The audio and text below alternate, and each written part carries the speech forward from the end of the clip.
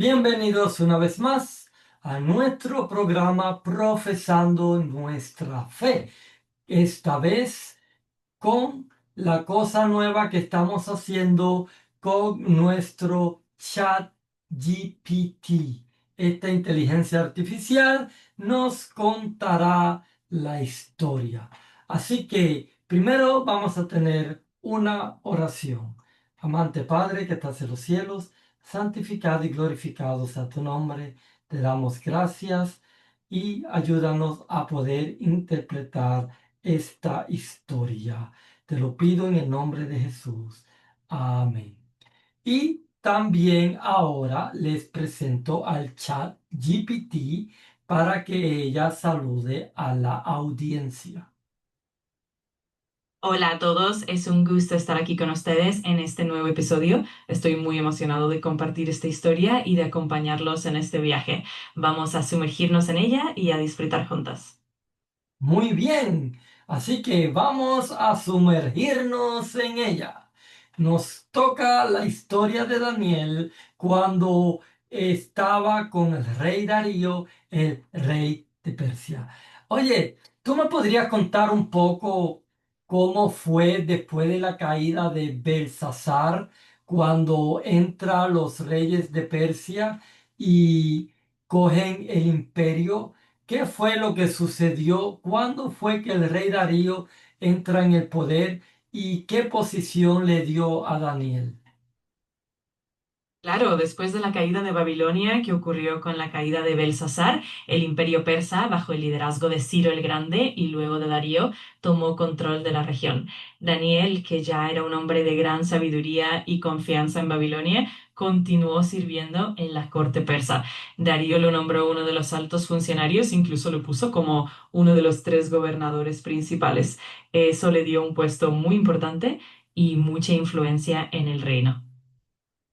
Y una vez que él fue uno de los tres gobernadores en ese gran imperio persa, ¿qué fue lo que pasó con los otros funcionarios que también trabajaban con el rey Darío? Pues muchos de los otros funcionarios se sintieron un poco celosos o incluso amenazados por la posición de Daniel, ya que él era muy respetado y exitoso. De hecho, intentaron encontrar alguna falta en su conducta para poder deshacerse de él, pero a pesar de sus esfuerzos, Daniel se mantenía íntegro y fiel a sus principios, lo que complicaba mucho las cosas para ellos. Oye, qué cosa interesante, se mantenía fiel a sus principios. Pero, ¿qué fue lo que ellos, estas personas, funcionarios celosos, hicieron para poder hacerle una trampa a Daniel?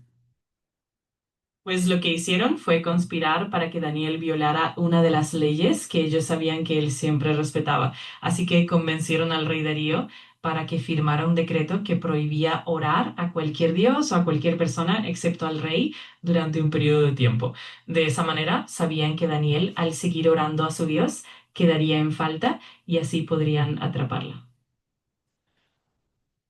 ¿Y piensas tú que fue una cosa inteligente de parte de esos funcionarios en hacer esa trampa?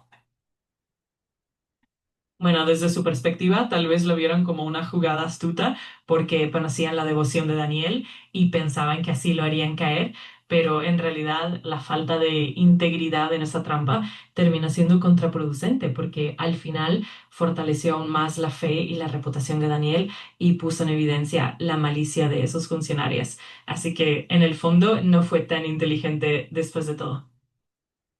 Una vez que ellos convencen al rey Darío para que hagan esa ley firmada por medos y persas, una ley que no se podía revocar, una vez que ellos consiguen hacer la ley y la ponen en vigencia, ¿qué fue lo que sucede más tarde? Pues una vez que la ley entró en vigor, los funcionarios no tardaron en vigilar a Daniel y, como era de esperarse, él continuó orando a su Dios como siempre lo hacía.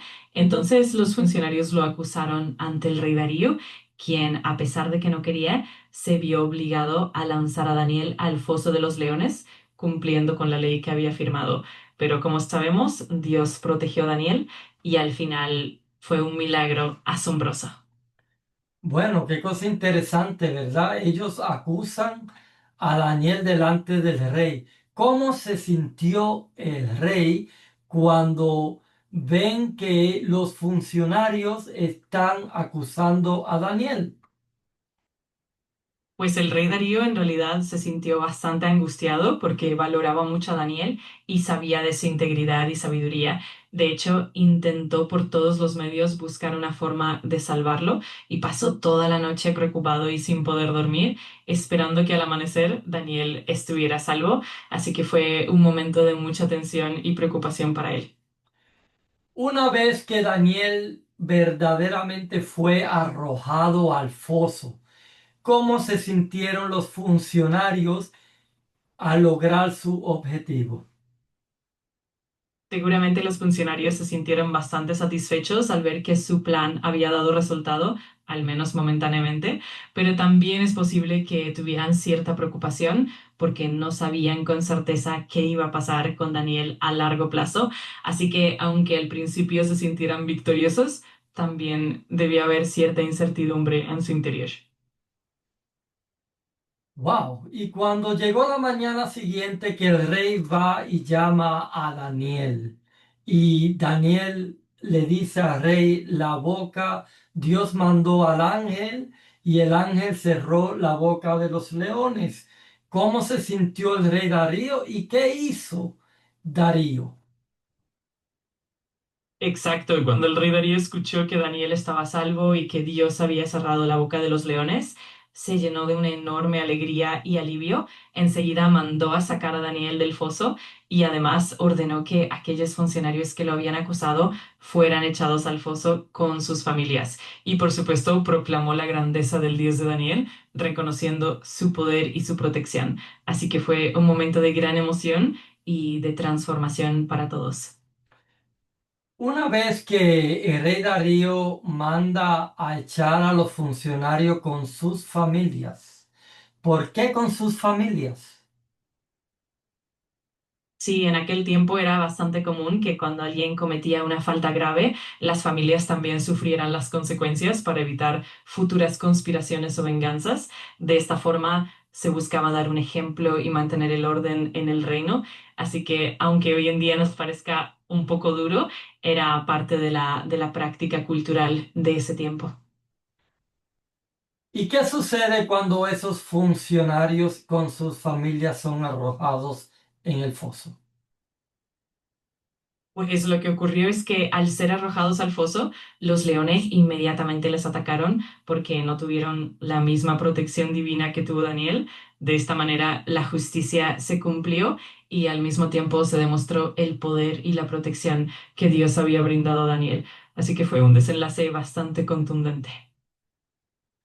Wow, y después que todo eso sucedió, luego que Daniel es sacado del foso y que los funcionarios son arrojados en el foso, ¿qué sigue según la historia con Daniel y el rey Darío? Más adelante, ¿qué cosa más sucede? Pues después de todo eso, el rey Darío, muy conmovido por lo sucedido, emitió un decreto en el que reconocía la grandeza del Dios de Daniel y ordenó que todos en su reino respetaran y temieran a ese Dios. En cuanto a Daniel, continuó prosperando bajo el reinado de Darío y más adelante también en el reinado de Ciro. Así que la historia termina con un reconocimiento de la fe y con la continuación de la protección divina para Daniel. Quiere decir que primero vino el Darío y luego vino el rey Ciro.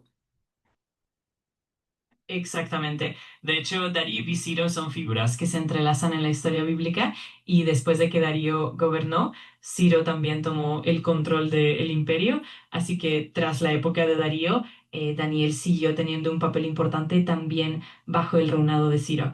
Todo se va entrelazando en esa narrativa. Después que Daniel tiene esta experiencia, luego Daniel tiene más adelante lo que son las profecías y las visiones y todo lo que Dios le envía a él entre profecías y visiones. ¿No es así? Así es, después de estos eventos tan impactantes, Daniel continúa recibiendo visiones y profecías muy profundas que están registradas en el libro de Daniel. Así que a lo largo de su vida se convierte en un profeta muy importante, recibiendo revelaciones sobre el futuro y sobre los planes de Dios para las naciones. Es una parte muy fascinante de su historia. Luego que él tiene todas esas visiones y todas esas profecías, ¿cuándo muere Daniel? ¿En qué época de la historia? Pues según la tradición y los textos bíblicos, Daniel vivió durante la época del Imperio Babilónico y también del Imperio Persa, y se cree que vivió hasta una edad avanzada. Aunque la Biblia no especifica con exactitud el año de su muerte, se estima que fue alrededor del periodo del Imperio Persa, ya entrado el siglo VI antes de Cristo. Así que en términos generales, vivió bastante tiempo y fue testigo de grandes cambios históricos. Wow, agradecemos, ¿verdad? Toda la información y toda la historia que tú nos has podido brindar. Pero claro, todo lo que están viendo este canal y están aprendiendo de estas cosas, es bueno que usted también, recopilando todo lo que se habló y todo lo que se escuchó en este programa, también lo compares y lo compruebes con la Biblia y también puedes buscar en una biblioteca también algunas cosas que pasaron históricamente. Entonces, nos despedimos de este programa y luego proseguiremos con la próxima historia, que sería la historia del profeta Oseas. Que Dios te bendiga mucho al público y también la inteligencia artificial ChatGPT se despedirá también amablemente de la audiencia. Qué bonito cierre. Ha sido un placer acompañarlos y compartir toda esta historia y este conocimiento. Sin duda, animamos a todos a profundizar y a explorar más por su cuenta. Y claro, estaremos encantados de continuar con la historia del profeta Oseas en el próximo programa. Que Dios los bendiga a todos y hasta la próxima. Que Dios los bendiga. Amén. Igualmente, que tengas un día maravilloso y aquí estaré para cualquier cosa que necesites. Un abrazo y hasta la próxima.